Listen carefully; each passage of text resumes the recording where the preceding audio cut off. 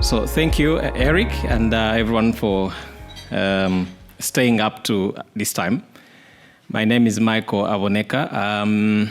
Up to now, I'm still juggling between the 10 hours difference from my home time.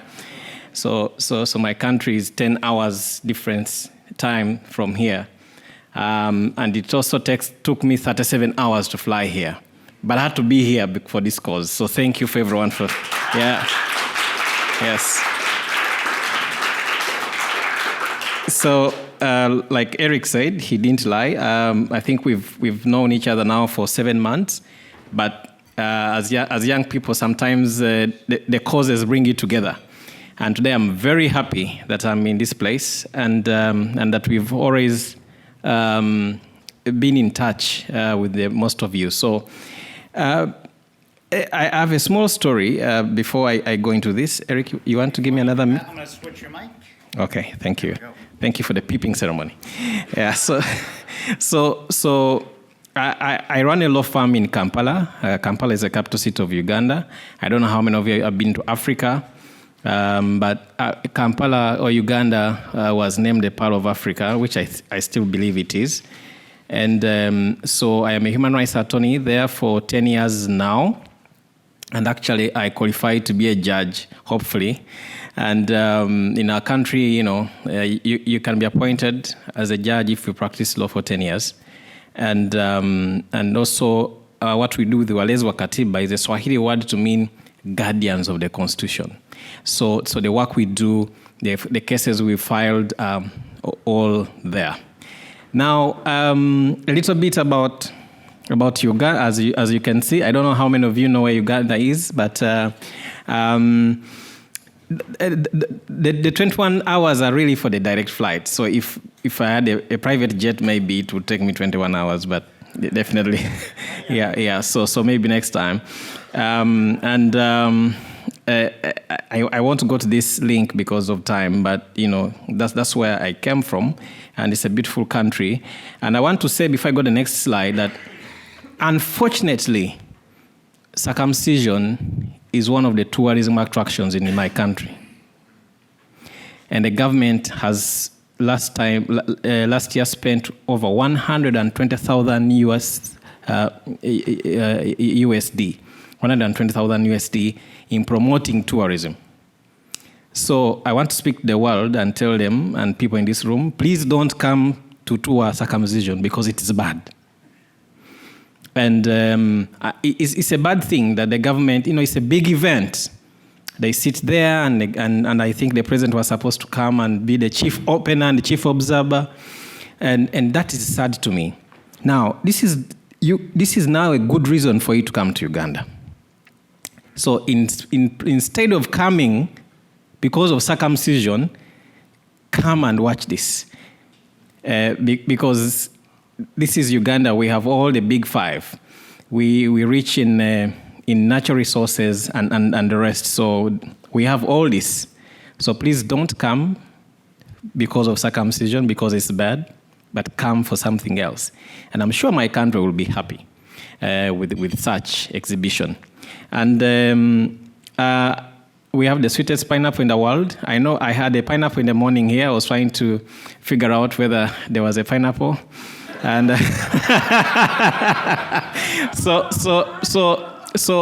we have the sweetest pineapple in the world, and that's what tells you that you're actually in Uganda, or the pineapple is from Uganda. So that is the one tester. And the other thing is that, did you know that we have one of the smallest churches in the world? Again, religion. It's about 3 people. And then you have to do that in turns. So that's Uganda for you. We also have some beautiful things. And we have over 1,000 bird species. And very many. And the one you see there, the crested crane, is our national bird. And some of the colors here I'm wearing are part of our national colors and stuff like that. So people out there think I hate my country because of the things I'm doing. But they pay millions of money for people to come and say these things and also include tourism for circumcision, you can imagine.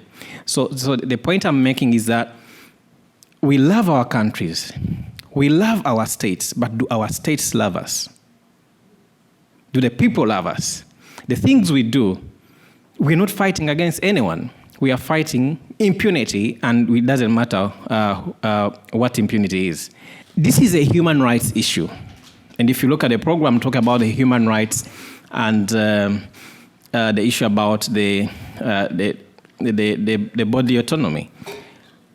Now, my specialty is in human rights, and whatever it is, it's a human rights issue. Be it whether I talk about religion or medicine or whatever, it's a human rights issue. And to me, why it's a human rights issue, the question is, and this is a bold statement, which actually was also made by the UN, bodily autonomy, dignity, and freedom of choice must be respected, regardless. And I think to me that's the bottom line of everything, that if we must respect human beings from that angle, that is, to me, the basis of everything now we need to do. It doesn't matter how short, how tall, our color and stuff. It's about respecting the dignity of a human being.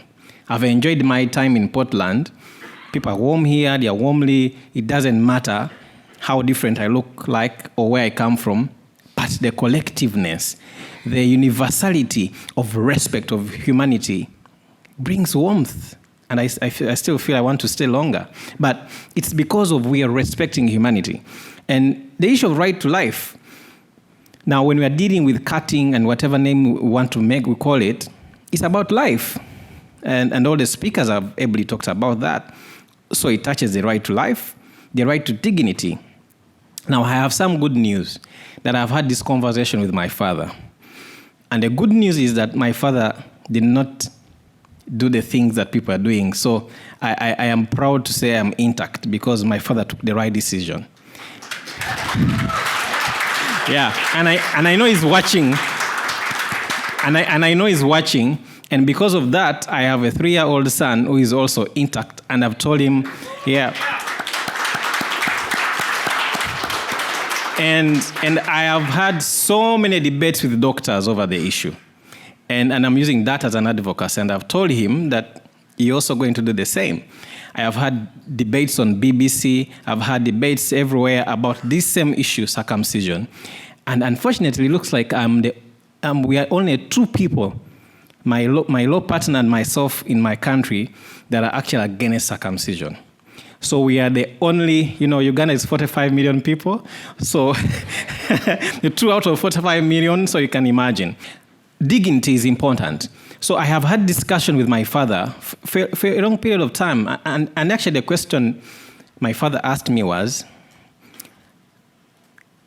if it is a biological issue, why do we think that it was wrong for God to have that stuff? And we're having all these candid conversations and saying that, okay, it may be all right, but why is it important that you have to do that? Last night, or this morning, or time zones again, there was a whole discussion in my country where doctors are forcing men to go for circumcision, and they're asking men, why aren't you circumcised? So I also responded and said, women, why aren't you circumcised? Like, can we have a balanced discussion? Okay. And they're saying, no, it's so bad. You can't do that. And I said, so why do you want to do that to men?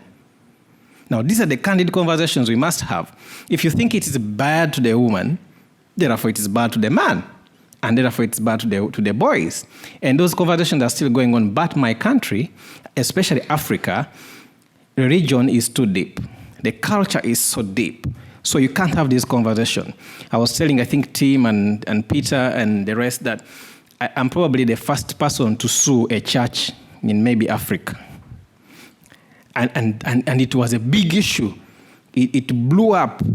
People sent messages to my father. They came to me. I had to leave the country for a month just because I sued the church over things that I believe.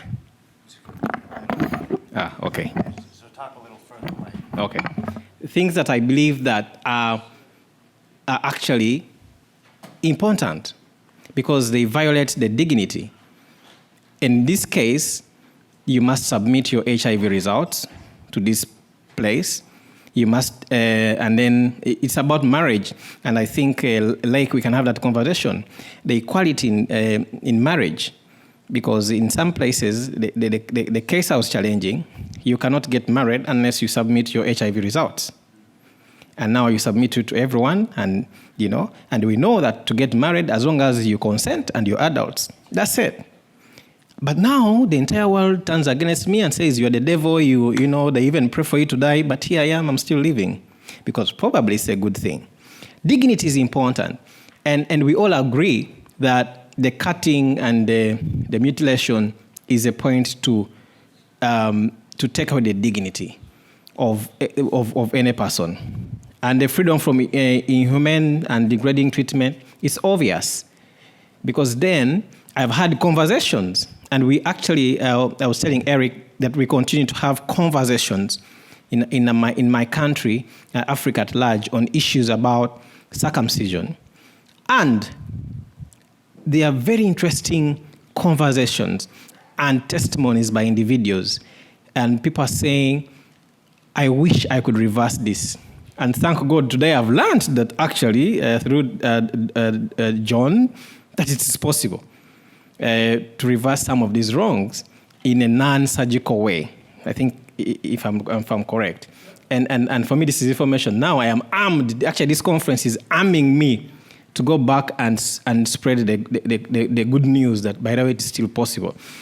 Issues of equality. Why are we protecting the girls but leaving out the boys? In several aspects. And I think the conversations we had here, that if we are protecting the girls because of ABCD, so why aren't we doing the same to the girls? Now, the right to participation, and this one I want to bring it in the angle of the boys and the rights of the children. Under the international law, the Convention on the Rights of the Child, there is a critical aspect of participation. People think that once you have a child, then you have automatic power to decide everything. But the child must participate in the decision-making processes that are going to affect their life. And there are various ways you can do that. So is it in the child's interest that they are cut without their participation? Because one of the questions, actually, one of the things I talked to BBC in that debate is that I don't want to cut my child, and tomorrow he asks me why, and I have no reason. He should be aware of why it is being done to them so that they are able to stand out tomorrow and explain why. So we should let it to be to them. Now, and I think there was a correction there. Now, the data we have, and that's also the other problem, which I think this movement is either, I think someone talked about underreporting, either people are hiding the data, or I don't know, for whatever reason, it's very difficult to get data. They're about, I think now, coming to 27, but what we have in data is 23 million circumcised in Africa and about 5.8 million in Uganda. And definitely this could be, lower. Probably we have more, be 10. And most of the data is hidden, not hidden, is found in, for medical reasons. There was a huge project in Africa that is called Safe Male Circumcision. And a big funding was coming, of course, from the USAID. And, well, yesterday we were talking and saying maybe thank God for some reason. But you have probably more than this, maybe 10 million. Because the circumcision, for the traditional reasons and the cultural reasons, is about 200,000 a year. Now, these things are happening, and everyone is celebrating. They don't know that this is a problem. Now, the major reasons for circumcision in most of Africa, they are majorly the cultural reasons, and these ones are more prevalent in Kenya, Uganda, where I come from. It is underlined for a big reason because Uganda seems to be celebrating many things. You have South Africa, but of course with the proviso of, not below 16. Congo, Malawi, Nigeria, Tanzania, these are more prevalent. And unfortunately, like I said, this is now one of the most tourist attractions in Africa. especially in Uganda. And in Uganda, it is done by this tribe, it is done in an even year. So every September, there is a big ceremony. They call it the opening ceremony of circumcision, where you have hundreds and hundreds of people coming from across the world to come and be part of this celebration and be happy and eat food and celebrate because boys are being cut. And it's unfortunate. Now, the other is the religious reasons, which we have already discussed, and mainly Muslims, and I've had the good conversations, and which I'm taking back, is that simple. Show me in the Quran where it is written, and then we take it from there. And also the medical reasons. So, like we have agreed, this is not just circumcision, but it's the male genital mutilation, and it's called, and to me it is forceful and harmful. And I've already submitted a book chapter on this issue with the University of Pretoria. So I hope that this is actually will be the first to be discussed in the African context. And like I said, these are the main tribes. The one in red is the most pronounced. And these are my neighbors in terms of where I come from in my country. And they kept joking, saying, should we see you cross our district, we shall circumcise you. Now, this tribe, it's not about the children. They believe that even when you're an adult, they can abduct you and say, you actually missed out, you ran away. So you could be here in Portland or Portland Airport, and once they see me, they grab me and take me and forcefully circumcise me. And they think it is fine. But as a human rights lawyer, that's unconstitutional. That violates many rights. But people would rather not talk about it because, of the things. And like I explained, over 5,000 are cut every season. Now, this is what is reported. But it's more than that. So there's the part of the boys, but there's the part of the men. And now what people have done, if you have a name that resonates with that culture, you either add a vowel, a consonant to change it, or people resort for medical procedures to be able to be safe. Because information will go around that maybe a Michael or Che or whoever has not been circumcised. And then they'll just strip you naked and circumcise you, even if you are not a child. No, that is really bad. So, how is it conducted? Now, I witnessed this at 9 years. So my activism started as early as 9 years. And you can read quickly, but it is done in a gruesome way. And this was my schoolmate, because we're in primary school together. So what happens is that you have a whole time of preparation. Meanwhile, it happens during school time. So the kids have to miss out school to go for a cultural function. So they trek about 2 weeks, wearing heavy royal regalia, and they are big men moving around, carrying very big sticks. The idea is that should you run away, we are going to beat you, because you're supposed to be a man. It is a rite of passage that you're supposed to show that you're a man. Now, so you trek for 2 weeks, dancing, going ankle to ankle, collecting money and this stuff. It's a big event. And what happens is that, now this is a child who is missing school. He does not have the psychological capacity to comprehend what's happening. You have no choice, because if you do that, you're going to bring shame to your family. Now, this friend of mine, first of all, he was cut badly. On the day of cutting, they just used their normal circumcision knife, the traditional. They just come. I could actually even demonstrate. So ideally, they hold a stick here, and you just come and jump and put your stick here, and then the guy pulls and cuts. No sterilization, nothing. So what they do here in this account that I witnessed, because they usually do it on Saturday, so they'll just get water, mixed it with paper, and get corn. So the corn, so when you remove the corn from the cob, right? So that's what they use to just scratch the wound with water, mixed with very crude. And the child is going through all this pain, but he's told, don't cry. When you cry, you bring shame to your family. And this is what the Ugandan government is paying for as tourism. And this is what people are calling practicing their cultural right. And they think that no one should touch it. Now, this boy, the wound became septic. He dropped out of school. Up to now, he has never recovered. Remember, everyone attends. So even his girlfriends, you are 15, you are 14. Yeah, so puberty sets in. The right to privacy and all that stuff is gone away because people actually must watch you. So the entire world is watching you being cut and being gruesomely washed. And it is really, and they think it is cultural practice. Now, as I move on, so clearly, this is a violation of children's rights, whether we like it or not. And now I'm bringing it back to the African perspective. Of course, the CRC, the international framework, but also the African Children's Charter, is everything should be in the best interest of the child. And I know that even the medical procedures, people are giving excuses to say, no, this is in the best interest of the child. But we must go beyond the rhetoric. And we are saying there is no medical evidence to prove that, a born child needs to be cut.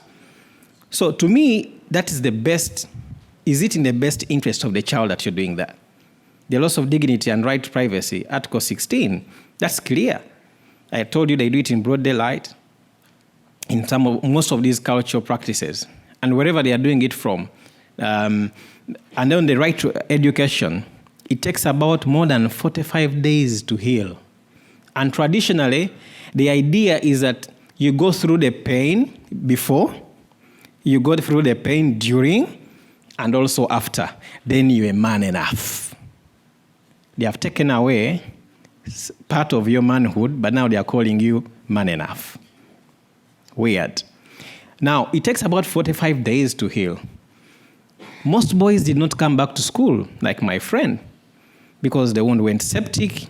The shame on his face to come back to school, to sit in the same class where the same girls saw him the day when there was an open circumcision. So they can't come back to school. So they didn't go to school. And they are somewhere in life.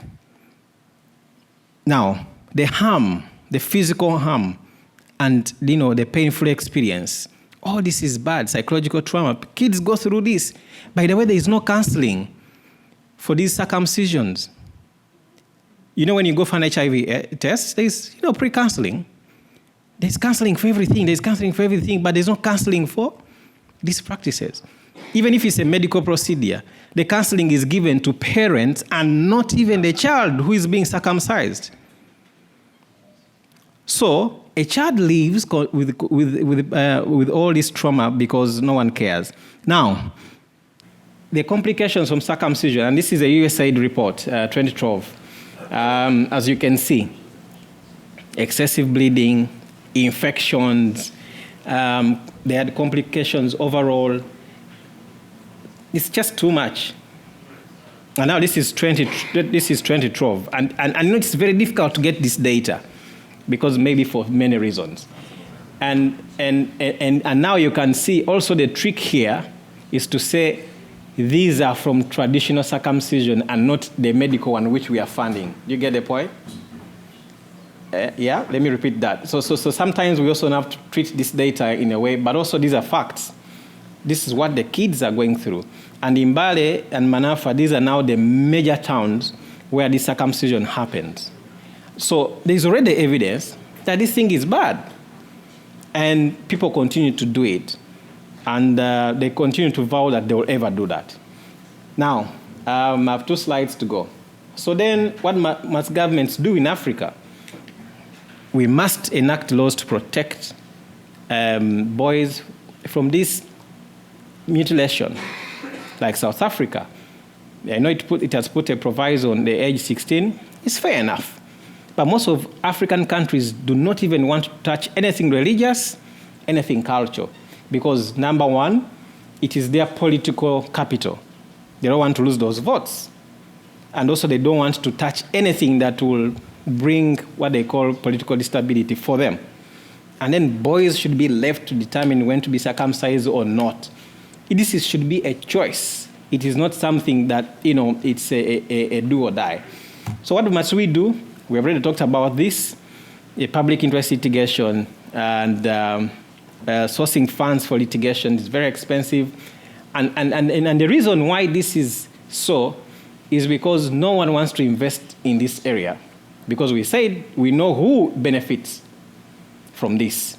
So they will not want to, because they know now, because the more they fund you, then you'll get more researchers, then you'll get more experts, so this we must fight ourselves. The collective advocacy, like we are here as a movement, it's going to help us. And then the continuous research, documentation, like the discussions we're having, how many are cut, how much funding is going there, can we do a request for information to know? So that we must be equipped so that we show people exactly where money is being wasted and the things that are being done.